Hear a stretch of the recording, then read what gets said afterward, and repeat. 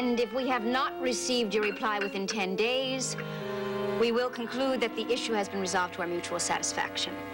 However, should you wish to pursue the matter further, I refer you to Mr. Lawrence Skidmore of Skidmore, Leicester in French. Jenny, you're going to have to look up his address for me, okay? Who is acting as independent counsel to Dr. Arnold. Paragraph. With every good wish for your continued recovery, I remain yours sincerely, etc., etc. Oh, look, I'll be right with you, okay? Jen, listen, will you send Mr. Skidmore his copy by hand? Give Dr. Arnold a call. Read this to him. He seemed a little anxious about it this afternoon. Tell him everything is cool. Thank you. How are the plumbers? Oh, you heard. Oh, yeah. You were observed shaking hands at the entrance of Riverside Park, and it was duly and promptly reported. Well, at least you knew where I was. I'm sorry. Obviously, I couldn't get to a phone. Obviously, there aren't any phones in Riverside Park. No. I'm beginning to think I need a good pair of walkie-talkies. Sounds like a good idea. It was also rumored you were to give a speech. I did. Finally. It turned out to be one of my better efforts. I don't have a watch. I gave it to Georgia this afternoon to be fixed. How late am I? It's about 10:30. That was a quick 3 hours. I was looking forward to acrobatics with Edmund, but I guess he's asleep, huh? Oh, yeah. He had a good dinner and a long cuddle. And I spent the evening trying to catch up on some overdue correspondence. I'll be finished in a sec. Jill, look at me. I really am sorry. I know you are. Don't apologize. Makes me feel guilty. Well, then, can I tell you about it? Sure. Well, the head of this local is Sonny Cardillo. Now, he apparently is in a lot of trouble with his membership. Now, Ray promised him that I would stop by, shake a few hands at this picnic. It's the annual thing they hold in the park. You know, shake a few of his hands, let him introduce me around. Good for him, good for me. Right. So, the first person I meet when I get there is Louis Dyer.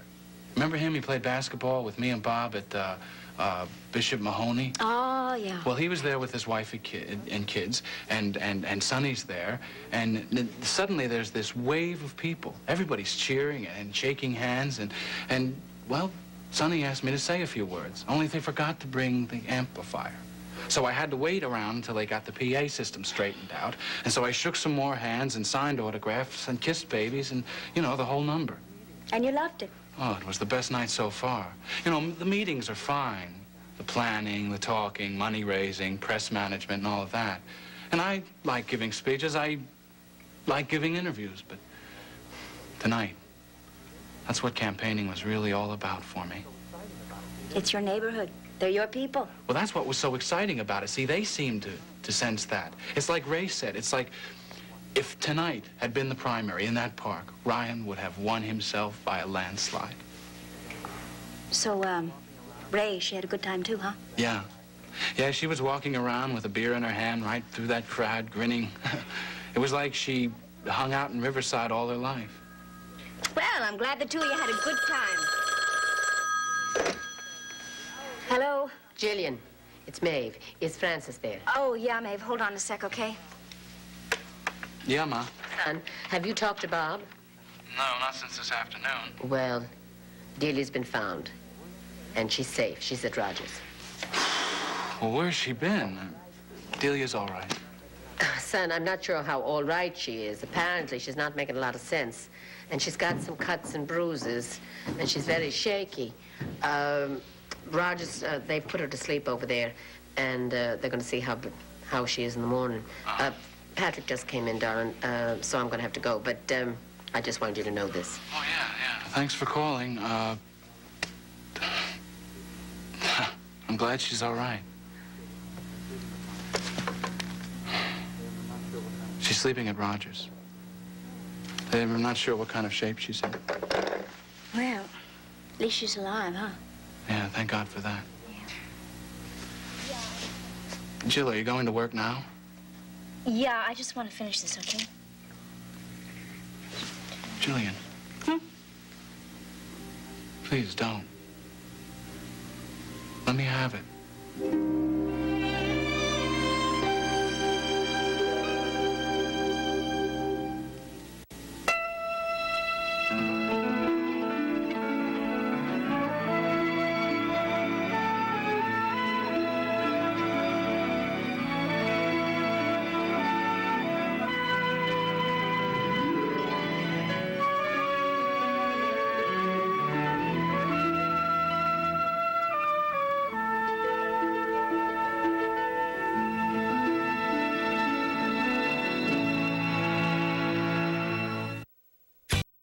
Easy. Fill down to point.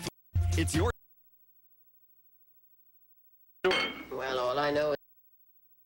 Message, but all it said was that Dee is safe. What's the story? Well, all I know is what you just heard me say on the phone to Frank. Roger's let him stay the night, and tomorrow he's just going to find out how bad off she is. Emotionally, I mean. Physically, she seems to be all right, aside from a few cuts and bruises. Well, where the hell has she been? She couldn't say. All she says is that she's afraid. And she seems very confused about time. She's got some fight that she and Mary had years ago mixed up to happening the day before yesterday. It's a textbook symptom. She's good at those. Yes, I know, but neither Bob nor Roger think that she's faking this time.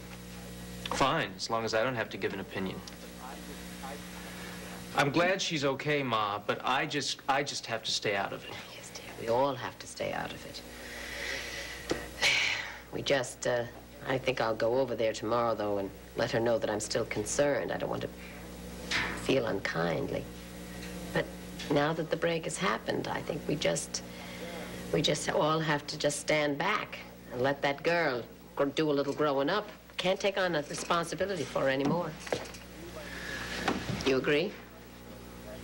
Do you by any chance remember how nice it was when your mother said exactly what you wanted to hear? I recalled the feeling. Okay, I just need to hear one more thing. What? That you're still going on that cruise. Why? Did you think we'd postpone it again for Dee this time? It's happened before. Yeah, but it was a very different circumstance last time. No, it's not going to happen again. Though I thank God that she was found, because John and I would have worried, no matter how lovely the trip was. But now it's going to be perfect. Now, can I say anything else for you? No, that about does it. That's it. We don't have to say. Hello, you two. Hi. Hi. It doesn't matter. Hello. Hi. It's a beautiful evening out there. Yes, it is. Ahmad just was telling me about Dee. Did you hear? Yes, Roger called at the hospital. He wanted us to know that she was at the house. God bless Roger for taking her in. At this point, he's the only one who has anything positive to give her. We're all very grateful to him. Yeah, well, he really cares. Yeah, I know. Well, where's John tonight? I thought we'd have a go at the dartboard. Oh, no, John is up having dinner at the Holy Name Society. But he should be back any moment. Why don't I get you a cup of coffee, and I'll bet he'll walk in that door before you're done with it. All right, Maeve, thanks. I want to hear all about the cruise plans. That was quite a show today. What? Dancing here this afternoon. Oh, yeah. That was fun. I saw you and Faith leaving. Hope the music didn't drive you out. No, no, no. I love the music. In fact, I met the nurse you were dancing with. She's a charming girl. Well, I don't really know her very well. Well, perhaps you will. Maybe. Dr. Ryan, Dr. Coleridge, did you plan this? No, I think that's a coincidence, kiddo. Dr. Ryan! Do it, Angel. You look terrific. How's it going? Look at this. Have you ever seen a balance like this? Oh, never. Oh, I missed you. I miss you, too. Not the hospital, though. Well, that's fair enough. Yeah, you ought to see this kid bowl. He almost beat me. Yeah, sure. I'm gonna score big someday. Oh. I'm getting the form down. I think you should demonstrate, don't you, Doctor? Yeah, you took the words right out of my mouth. Okay, let's go. Let's go. You two, let that boy get his breath. Here, that's for you, Angel. Well, thanks, Mrs. Ryan, but let me show them now that I'm all warmed up, okay? Now, watch this. Oh, watch this.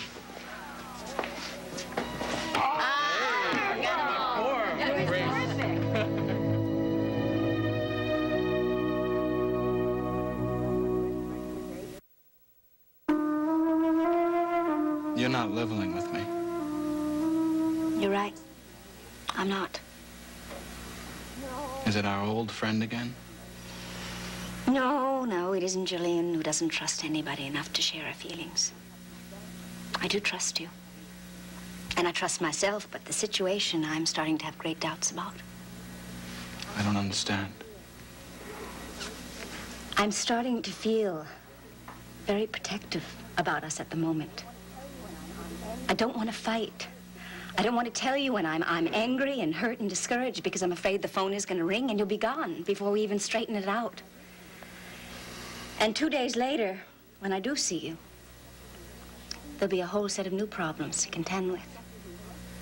I don't want an endless succession of unresolved arguments. I just want us to survive through this election.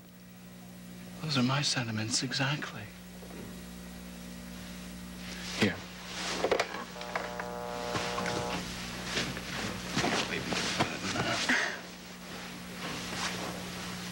Now, that phone won't ring until you've said it all.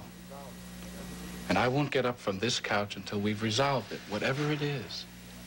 Let's not do this, please. Come on, spit it out. I don't want to. Why? Because it is so predictable, it's boring. I sure wish I knew what you were talking about. Okay. I tell you what's on my mind, and I immediately feel guilty because you haven't done anything. You haven't done anything that we didn't agree upon months ago, that you had to fight your damnness to get yourself elected. And then you feel guilty because you don't show up for the scheduled meeting with Edmund. So you try your best to be understanding of my point of view, which has to make you feel angry deep down inside. And then you feel guilty, and then I feel guilty because you feel guilty. So what do? We make love. We make love to prove to ourselves and to each other that everything is wonderful because it's so terrific in bed.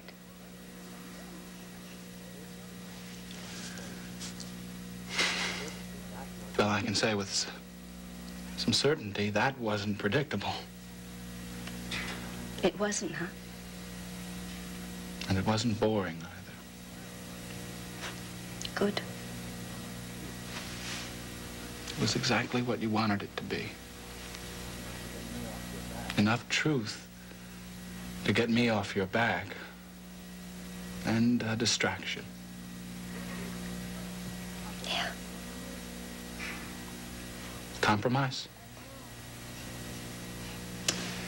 I don't know. No. Let's skip why you're feeling angry, or maybe discouraged is a better word. And let's skip why I'm feeling guilty about being in the park with Ray and the plumbers instead of here with you and Edmund. Let's skip all of that up until the part about making love and being close.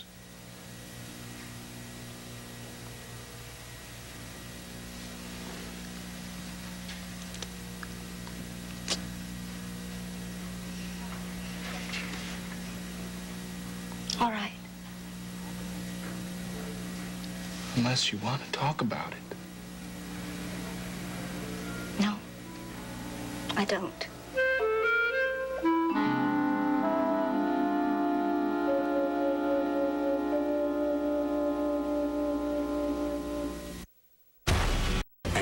Rate mortgage point.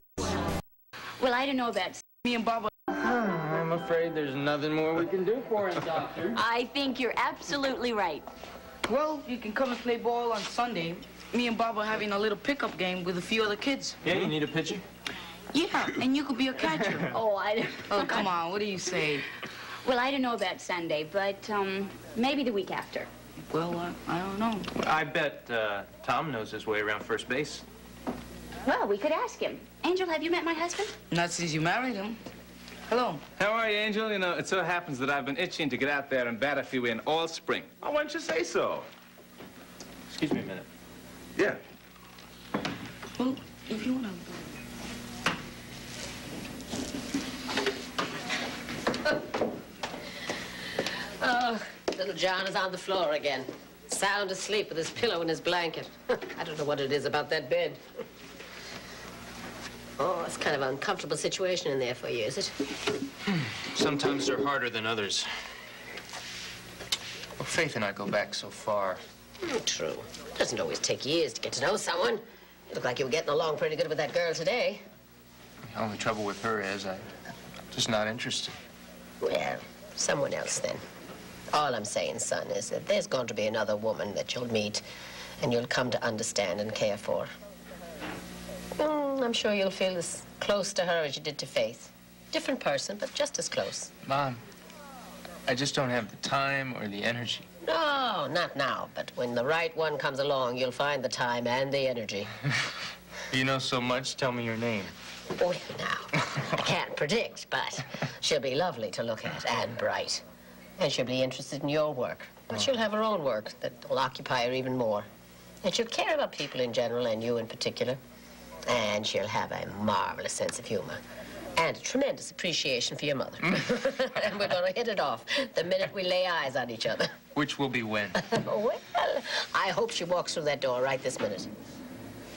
You know who she sounds like? Oh. Faith.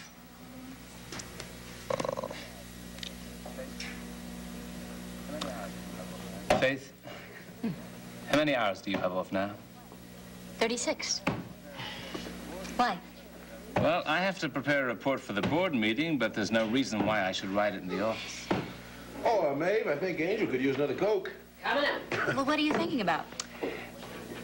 Being alone with you, away from here, away from Riverside for 36 hours. Where could we go? Oh, we could go to the beach house. Yes, let's do. I'd love to go. Oh, Faith, that'd be great. You can prove to me that it really exists. Okay. Come on, we can pack some things and we can drive out tonight. All right, good. Well, see you day after tomorrow. We are going to the beach. Ah, have a wonderful time. We will, we Maeve. will. Goodbye. Bye-bye. Goodbye, Bob. Goodbye, Angel.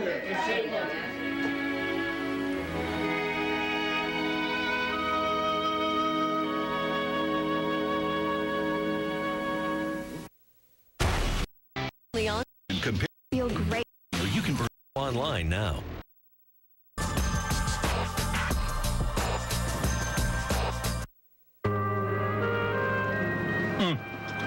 It's agonizing. What? Eating peanuts one at a time like that. Well, I could shell a whole handful if you want me to. No, takes too long. Doesn't matter. You need handfuls passed at 15-second intervals. That's right. You need a can of shelled peanuts, Mr. Desmond. Enough of this. Oh, come on. Nope. It's just sending you into a frenzy. I'm sorry I complained. Never regret an honest statement or an emotion. How can you expect people to guess what you want? Well, if you tell them and they put it in the glove compartment, why bother? You didn't say you wanted peanuts. You said eating peanuts under those conditions was agonizing, right? So I'm saving you the frustration. Well, don't save me. Feed me. All right.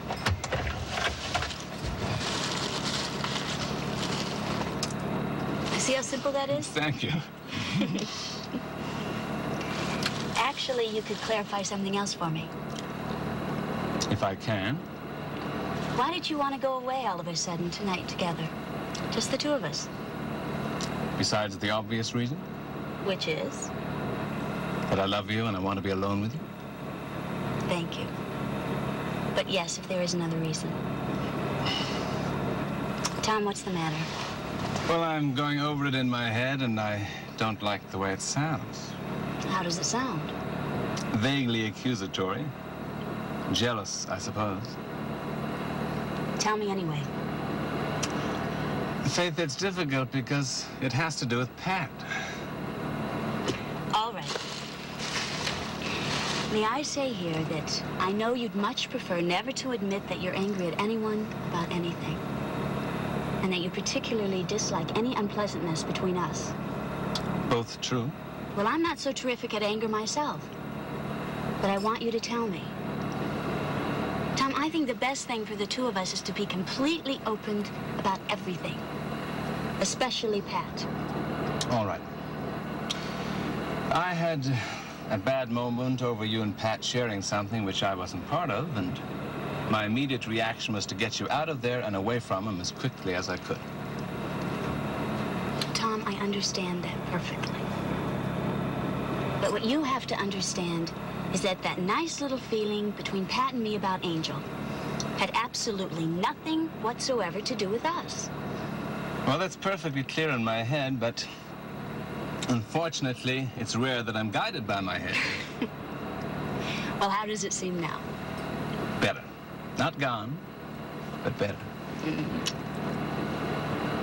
Well, thank you, because it's better for me, too. I feel much closer, which is so nice. Oh, Tom, I want things to stay just the way they are. I want this marriage to work. Well, I'll do my best. And I'll tell you what's on my mind as long as it isn't about children and grandchildren. Ouch. Well, I'm sorry, but there you are. That's what I was thinking. And you can't have it both ways. You're absolutely right. I think maybe one way to protect what we have is not to protect it at all. Lay everything out, care for each other, love each other, and hope for the best.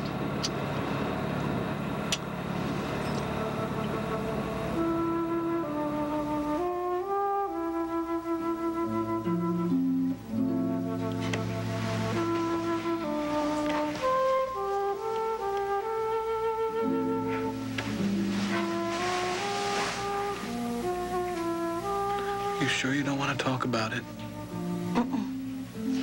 Go back to sleep.